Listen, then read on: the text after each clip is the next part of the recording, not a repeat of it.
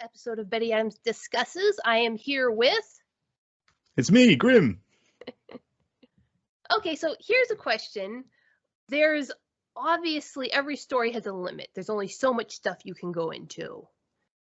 The Matsumoto has not shown the Defense Force showing any real curiosity about how the integration of the little guy in Kaiju number 8 and Kafka works. Mm-hmm. And Kafka was apparently left alone in his cell for 5 days with nothing to do but do push-ups in basically isolation. Mm-hmm. But there are a tremendous amount of psychological tests, physiological tests. Yeah, things I didn't really... Even running the same basic IQ test he would have had to take to apply over again would give them a tremendous amount of information, but they're not doing it. Yeah. And so, or at least we're not being shown them doing it. Yeah, Any thoughts on why Matsumoto has chosen to leave that element out of the story? It could just be that there's a lot of information there that he doesn't want us to know yet. I know, obviously, when at a certain point, they did kind of show that, that he clearly had tests done on him because of the core replacement to his heart. So we know that they did tests, so it could just be that there's some information that he doesn't want us to know yet, with fear that we'll put two and two together. But yeah, that could be the only thing that I can think of, is that there's certain things maybe about him that it would mean nothing to the Defense Force, but might mean more to us, if that makes sense. Yeah, that would push the story along too quickly. Yeah. That makes sense. So, and another thing is, I can't wait to get back to Reno and the other. I can't wait to see the reunion. I know, it's been so long now. At this point, it has been so long. Like, I honestly didn't think we'd get to a point where it had been this long since we'd seen those guys, but it has been a lot of chapters now, and they were such a core part 4. I feel like we need to get back to the 3rd division pretty soon. And we don't even know who Reno told what. Exactly. They said I miss Hoshino. Yeah, Mina said that, and they all wrote out testimonies for him. Yeah. And Kafka probably would have answered all their questions. Yeah. But he couldn't have answered all their questions without implicating Reno, and Reno had to have known that. So I kind of suspect that Reno at least told Mina or whoever is in charge of his debriefing everything. But when we last saw them, it really looked like the other 3 had no idea what was going on. Mm. If we can take Aiharu's kind of blunt statement at face value. Yeah. So it doesn't look like he told any of them. And so we can imagine that Reno and Kafka's reunion is going to be pretty simple. Reno's going to be stoked to see him. Kafka's going to be stoked to see Reno. Yeah. But they built up the relationship between the other guys enough that that's going to be complicated. Mm. And I can't wait to see where Matsumoto takes this, because Matsumoto's really good at relationships. For me, it's going to be the meeting between Kafka and Hoshino again. Oh, that's just on a completely different level. Exactly. Because there's definitely more to it there. Like the conversations they had before he found out that he was Kaiju number 8, because they had that mini tango that one time. I still think there's going to be Hoshino's a level-headed guy. He might have an understanding, but I still think there's going to be some minor animosity there, for almost like feeling betrayed. Yeah. So yeah, I'm really excited to see them meet again. I'd love to see how that kind of goes down. And I get the feeling that the sense of betrayal might even go both ways a little bit, because again, Matsumoto is so good at writing humans. And Kafka is, after all, only human. And yes, he knows he was lying, and yes, he knows Hoshina couldn't have known, but Hoshina still diced him up after Kafka had just gone out there, risked his life and safety to save not only Iharu and Reno, but just 2 random Defense Force officers. Yeah. And Hoshina comes out of nowhere and slices him up. And it's just how deep is Matsumoto going to go into their reunion, into their relationship after this? Yeah. I mean, I reckon they'll make a joke of that. I don't think Kafka's not the type of character to hold that against him, but I could see Matsumoto putting a joke in there about that. Like, you know, Hoshino kind of coming at him with a bit of friction, and then Kafka kind of tries to diffuse it by making a joke about how he chopped off his arms and legs or something like that. Yeah, and man, I was really, again, I just ran into the fact that this is a shonen manga. It's following a predictable pattern. Yeah. But when I actually look back and see what I expected 10, 15, 20 chapters ago, Matsumoto's really good at taking it in a different direction, because I fully expected that we'd get something from Hoshina's perspective before now, just because let's see, it was chapter 32 was the last time we saw Hoshina, and he just looked devastated. And there's this massive emotional impact of that scene where he's just standing there watching over Kafka in the holding cell. That's what I mean. and that's what I was like, look at this. See the pretty shiny thing? Well, it's been what? It's been at 11 chapters. Yeah. No, it's been closer to 20. like 15. Yeah. Closer to 20 chapters since then, and that hasn't had any development whatsoever. Like, we don't even know if they've spoken at all since then. Yeah, I mean, one presumes that they haven't. No, I don't think they have. Because Kafka's been stuck in his cell, and probably. I feel like even if Hoshina had the opportunity to talk to him, I don't think he would have at that point. Yeah. And just that's the last scene at the battle where Mina's arresting Kafka. Hoshina was just kind of back there in the background, just clutching himself. Yeah, like angry. Well, I got it. I couldn't tell what the emotion was other than intensely in pain and suffering. Yeah. Okay. Yeah, I see that more. Yeah. And otherwise, there was no specific. Was the pain turning to anger? Was it turning to regret? Because it was a little thing, but Hoshina was holding a sword in one hand and clutching his side with the other hand, which is naturally what you do when your ribs are busted. Well, yeah, but he hadn't battered. been clutching his side before the revelation. And right there where he was clutching his side, that was the same place that he'd gone after Kaiju number 8's core. Oh, right. And I'm like, it's a little thing, but it kind of tips the scales of my brain. Well, maybe it's not anger, but maybe empathy and guilt. Because Matsumoto's established that Hoshina does a lot of mental imagery training. Yeah. And he kind of holds a mental record of every blow that he's taken against Kaiju number 8. Mm-hmm. And he did have that positive relationship with Kafka. And in that moment, maybe his thought was less anger and more, I nearly killed this guy. Maybe. I definitely agree that there's probably just a whole whirlwind of emotions going on in his head at that point. Yeah. And the only one that I could identify was just pain. Physical, mental, emotional pain and exhaustion. Definitely pain. Yeah, definitely. But other than that, it could be anything. He could be furious at Kafka for leading him down a track, because Hoshina clearly sees himself as being a useful adjunct to Mina. And that's and because of how he was raised, because of his mental hang-ups of being a sword master in a gun, bringing a sword to a gunfight his entire life, he's really seems to have a mental hang-up about, I'm useful, I'm the backup, I'm support. And because Kafka lied to him, he wasn't able to be effective support. And I could definitely see that as triggering just rage. Yeah. Yeah, but I definitely agree. But we don't know because Matsumoto hasn't shown us that yet. Yeah. I mean, it could be like when they meet up, it could just be the most chill thing ever. But until it happens, we won't know. And I've kind of envisioned it as being just when they first meet up, being calm on the surface, because they'll probably meet in a group. I imagine so. And then I'd be like, then the real The real meeting will be later when they meet like they have before, after hours in the library or the training room. And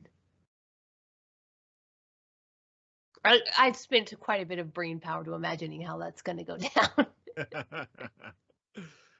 They'll need a whole separate arc. Yeah. Yeah. And then there's just all the secondary characters like Manasseh and all of their friends. And then it's going to come out, and it's not just Kafka's relationship with everybody, it's Reno's relationship with everybody, because Reno was keeping that secret too. Yeah, if they find out, that's going to be hard, I think. I don't see how the main base could have not found out by now, because between Reno and Kafka both answering their questions, one of them would have had to slip up. And I don't know. Reno's very smart. This is true. This is true. He's On not. the other He's hand, not, I don't think he's one to slip up. Haru pretty much already knows, even though he doesn't know he knows. Yeah. And if Haru, But then he's the dumb one. And he's, by the end of when we saw them, he still hadn't put two. Still hadn't seemed. Although we don't know that he hasn't put 2 and 2 together, he might be just emotionally dense enough to have said that to Reno, even knowing. But that Reno already knew. Yeah. But we just don't know, because Haru is mostly muscle. Yeah. But yeah. So, any idea on how long it will be until we actually see the other rookies? Because they were being set up for their own training arc, and I honestly thought we were going to get to watch their training arcs. I did too. I thought that was the whole reason that was mentioned, but no. I mean, it could still come, I guess. So, setting them up for their training arcs was actually my second expectation from that. My first expectation was actually more centered on the reaction of the higher-ups in the Defense Force. Mm-hmm. Because, and I think that might be more where they're going, that the reason they were separated wasn't actually for training. Because if they could have continued to train at Tachikawa Base, but was to actually the Defense Force separating them, because all 4 of them were Kafka's friends. And this was known. And Reno knew. And the Defense Force may or may not know that Reno knew, but they know enough to know that Reno had a pre-existing relationship with Kafka before the application. Mm-hmm. And it was there was a possibility that Reno knew. And so I saw them getting separated as more of the Defense Force deliberately isolating the most likely candidates for other kaiju shifters. Yeah, it's possible. I mean, or for a team, those 4 together might have been, if somebody was going to throw a stink about them putting Kafka dicing Kafka up for the laboratory purposes, it was going to be those 4. And once isolated, they're no longer a threat. So I'm thinking now that their separation might have been less leading into their own personal training arcs and more leading into the concept of the machinations the Defense Force higher-ups are planning. Yeah, it's possible. I mean, I could definitely see it, but I also kind of feel like they went to a lot of lengths to kind of then mention that other divisions would also be doing the same thing to create like this kind of super team that's going to be training together. But it definitely feels weird because we just haven't seen any of it yet. It was mentioned and then left alone. But like you said earlier, though, the events that have happened over the last like almost 20 chapters have been very it's all been within a relatively short span of time. So perhaps it's just something that's either coming or they'll start to sort of delve into what's been going on with those guys soon. I do think we're going to see them again soon, though, because chapter 50 is next. I think chapter 50 is going to be a massive one, like a very important chapter. Yeah, it often is. Again, death. But yeah, I would assume very soon after this major arc becomes resolved, we'll start to go back to those guys and see what's going on there. Yeah. One thing, it's not exactly major plot or character development, but it struck me as being relevant somehow, but my brain really hasn't had time to chew over it enough. After Kaiju number 9 is finished talking to Kafka, and Kafka immediately reports it to Captain Narumi directly. And on the one hand, this is just classic Kafka, follow the rules, follow the chain of command, being the perfect soldier. And on the other hand, it sent up a flag in my brain. Something about Kafka immediately reporting to Captain Narumi. I don't know. Any thoughts on that? Did that trigger anything in your brain at all, that scene? Which scene are we talking about? First page of chapter 49. Kaiju number 9 was just mouthing off to this Kafka. Isn't the main body. Kafka puts 2 and 2 together and says, Captain Narumi, this isn't the main body. Sorry, I'm with you now.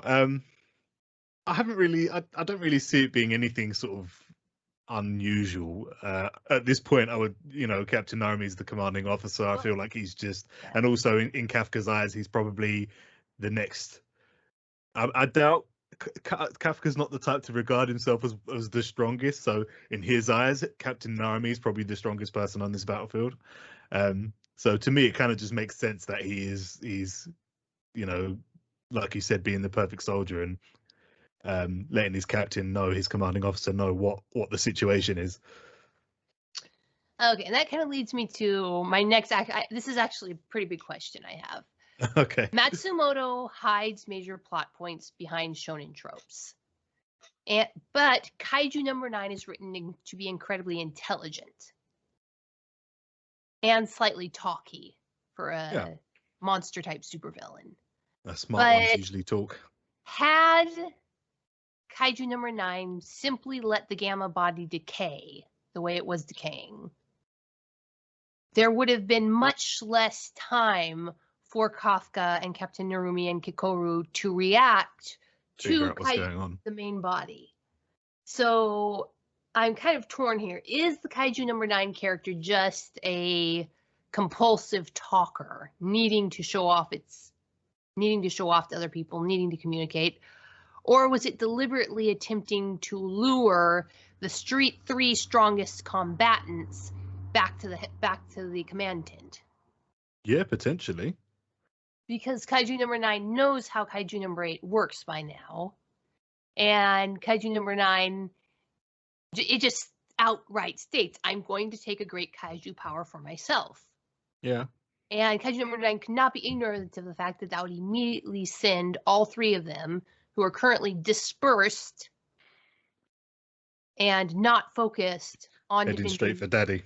Yeah, exactly. Yeah, no, I agree with you. Yeah. Any thoughts on that? Because that's just. Yeah, no, I agree with you there. It definitely seems, like you said, it could just be that he is talky, and he's one of these kind of villains that monologue before they die, and or monologue when they shouldn't. But I mean, yeah, it could just be that he's when we at the very point... first see him, he's talking to the Hanju he's reviving. Yeah, he definitely likes to talk. Yeah, and then when 100%. We meet him again with the giant fungus incident, the reason Reno went up on his guard was that he was talking weird. Mm. And so Kaiju number 9 has a history of cueing in his opponents to something being wrong. Mm. And it might be just complete overconfidence because added to the fact that these bodies are essentially disposable. I get the impression that Kaiju number 9 is something that needs to feel like he has the upper hand or he's one-upped someone, because this situation kind of reads like, oh yeah, you might have defeated me, but and then obviously that kind of clues into what's actually happening. It's almost like, gotcha, you thought you beat me, but you didn't. I will be the winner. It definitely strikes me as that kind of personality. Well, we have had really powerful suggestions that there is a Kaiju hierarchy. Yeah. And someone was holding number 10 and some intelligence was holding number 10 in check and preventing him from fighting other kaiju. And because number 10 just said, I like to fight strong opponents, but I'm not allowed, essentially. Mm. So there is some sort of authority acting on kaiju above kaiju number 9 and kaiju number 10. And I wonder if out here in the human world, kaiju number 9 finds himself suddenly free of that authority, and he likes to go to flex a little.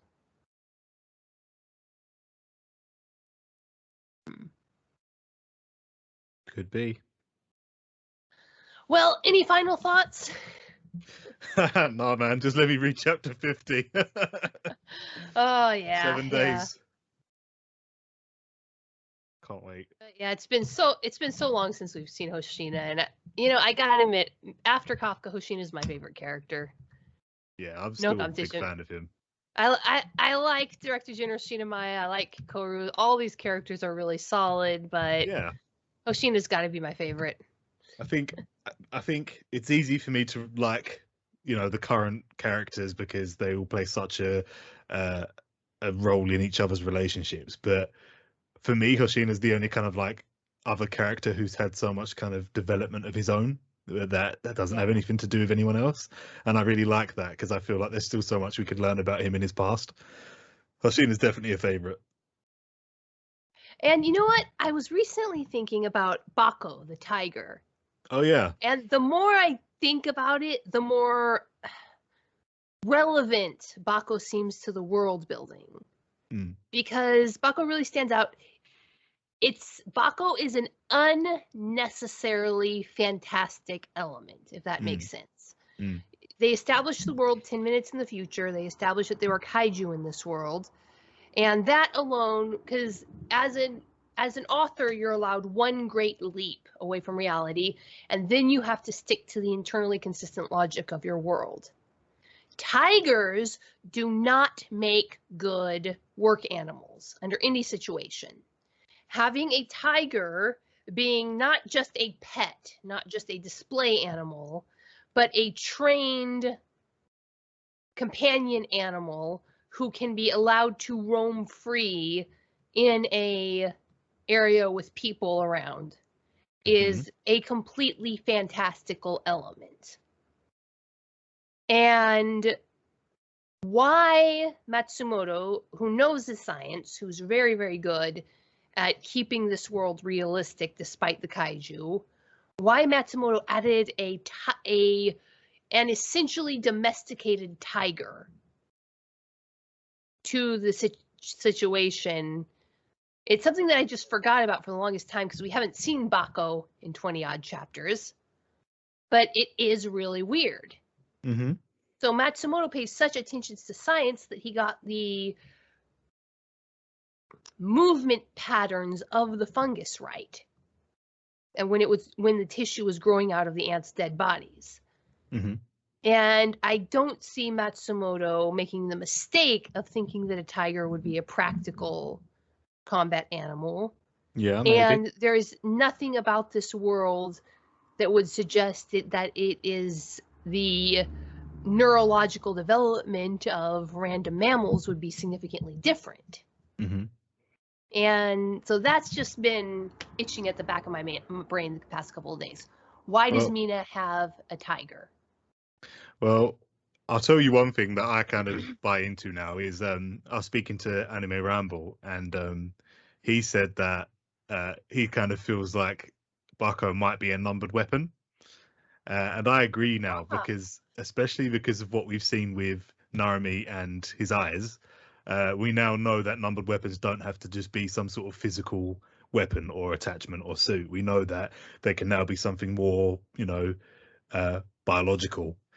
Right. I was just wondering because her giant cannon was not referred to as a numbered weapon. No, and I don't think that is a numbered weapon either. Yeah, if that was a numbered weapon, it would have been said sooner. Like they would have even mentioned it in a passing comment that her cannon was a numbered weapon. Because also it looks like the bayonet is not a numbered weapon either. It's just No, an that's just his enhanced custom weapon. Yeah. Yeah. And so I believe her big cannon is just her custom weapon. But yeah, I'm with Anime Rambo. I believe that the tiger could be a numbered weapon, and it's always with her that way. And then when she really needs to use its power, I'm sure it's going to do something crazy. And knowing Matsumoto, it will be amazing. So far we've seen it brace her when she needs to change her cannon shots and change right, and I'm sure it can probably do some half decent close combat fighting with smaller kaiju. But in terms of what it can really do, we haven't seen that yet, and I'm sure it will be something crazy good. Mina is very, very vulnerable. Mm-hmm. She is kind of a glass cannon. Oh, because she probably, like Kikoru, can make the pistols do amazing things, but she's a long range. She's artillery, and artillery is always vulnerable to close quarters combat. Mm-hmm. And having a tiger there to defend her from close quarters combat. Yeah, a numbered weapon. I like that. That makes a lot of sense. When he said that, I was like, dude, I love that idea. I personally hope it's true. Yeah. Yeah. Okay, so you're going to be thinking about that now. Yeah, how would you? Well, we know they can bioengineer kaiju bits into human. Yeah, there's no reason why they can't do that to an animal. Yeah. Okay, so here's a question I had. It occurred to me that there's been so much hype in the past few chapters, I almost completely forgot about it. But my first thought when we saw that his eyes were a numbered weapon, Jin's eyes, was they've directly wired a weapon whose use is lethal directly to the brain. Mm-hmm. That cannot be good for Gin's mental health. And it does make me wonder what it's doing to him. Overstimulation is bad enough in any sense. So it can literally drive people nuts. That's essentially what being on the spectrum means. Mm. And Jin's eyes are now capable of processing a tremendous amount of information, but his brain actually has to process it. Mm. And so the reason first of all, I think the reason why they put up with this shenanigans is that they know the eyes are gradually driving him mad, and that's just something that they have to deal with the wielder for number one. I just have so many technical questions about number one. So obviously for the number two weapon, for these numbered weapons, we've been assuming you get one weapon from each numbered creature. But Jin's eyes raise so many questions, like, can there be more than one wielder of number one at the time if you have more than one compatible user? Yeah. Because if they had to cut up this kaiju's retina, I assume they have extra slices left over. Or do they actually, when the current user of number one fails, do they have to carve out their eyes and give them to the next person?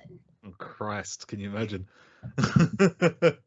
Yeah, I think when the numbers weapon one was revealed, it definitely made me start thinking that, them just being made from his retina, surely that means that there was plenty more of him left over that could be used for other weapons. Yeah. So yeah, maybe there'll be like numbers weapon 1.5 or something like that in the future. Who knows? But it could be completely nonsense. Like that might never happen, and it could just be that the most useful part of Kaiju number one was used and the rest was thrown away, or just used for other things such as weaponry and ammo. But I do like the idea that potentially they could use more of it for more numbered weapons. It would be cool. Okay, so I don't have much time left. I've got it in this. I just love talking with you so much. I get lost. But it's been a while, hasn't it? I meant to bring this one up earlier so we'd have more time to discuss it. But so Kafka's hands. When he first transformed, we got a close-up of his fingers, which really stuck out to me because hands are difficult. No matter what art style you're drawing in, hands are the hardest part of the human body to get right. And one of the first bits we see of Kaiju number 8 is a close-up of his hands and his fingers, which show very animalistic talons. Okay. And that's Kafka. His body's just transformed. Kafka's in control of the body, and you get these really animalistic talons. Then it was in chapter 46 that I really noticed this and focused in on it. Kafka has perfectly human fingernails. I mean, you look at those are the hands of a human man. No talons, and it's a completely different structure to his hands. This is when he puts his hand on Kikoru's shoulder and smiles at her. Okay. His hands are structured completely differently. Do you know what chapter that is? Chapter 46, page 6. And it's the top panel on that page. Kafka Kaiju number 8 puts his hand on Kikoru's shoulder. She's got that shocked expression, but his hand is just perfectly human. Oh yeah. And so I'm like, oh look, this is a story arc. This is a representation of the story arc where he gains control of his body. Because when he first had his body, it was the kaiju in control, and his claws were all and his hands were all animalistic and claws and talons. And now that the human's in control, he has human-like hands. But then I went back and checked it, and that's not the pattern at all. The first time we see those fully human-like hands is after the little guy takes full control of the body in the fight with Director General Shinamaya. You're right. I'm looking at that now. And in the fight with Shinamaya, you have the talons when Kafka's in control of the body, and the fingernails when Kaiju number 8 is in control of the body. And I was discussing this with someone, and they pointed out that, well, when Kafka was first looking down at his talons, he was really traumatized. And it might be that because the little guy has better control over the body, and is kind of going off of Kafka's impulses, it seems like. Maybe the little guy makes human fingers when he's in control, so Kafka will feel more comfortable. But Kafka didn't have the control to make human fingers up till the very end when he had gained better control of the body. Mm. Because, again, we see that Kafka has more control of his rocket jets because he saw how the little guy did it during the fight. He might also have better control of his fingernails because he saw how the little guy did it during the fight. Mm-hmm. Any thoughts on that? Honestly, that's the first time I've even noticed it. So I'm just trying to wrap my head around it now. Actually, it's I definitely would agree that for me it feels more like it's kind of to do with his overall control of Kaiju number 8, which makes a lot of sense as to why when he lost control he had these perfect hands, and now in the latest chapters he's again got perfect hands because as we know, as was pointed out, he's kind of like almost mastered that control of his own body now. But yeah, I hadn't noticed that at all. Yeah, it's let's see, chapter 2, page 18, where you get the really good look and you can see how massive these talons are and how they wrap completely around his fingers like a horse's hooves almost. And yeah, I see it. Yeah, well, I've put that bug in your brain. I'll let it chew around in there and see what you come up with at our next meeting. Yeah, I'll probably go through, just reread everything, see what I can see. Oh, and as long as you're in chapter 2, page 38, 39, it shows kind of Kafka's mental image of himself in the combat suit. And it shows how much chunkier he is compared to... That's true, yeah, he's a bit wider. Yeah. And he's that wide in every other time we see him in the suit up till now. So yeah, I really think that his body's getting eaten away. But anyway, thanks for coming on. I have so much fun. Oh yeah, me too. I do every time. Thank you for having me. All right. Plug your plugs. Oh, okay, well, thank you if you've still been listening this far. I'm Grimsabr, but you can call me Grim. I have my own YouTube channel where I talk about anime and manga all the time. Lots to do with Kaiju number 8. So if you are a fan of this series, feel free to hop on over and check out my videos. I do a lot of chapter reviews. So yeah, other than that, thanks for joining us.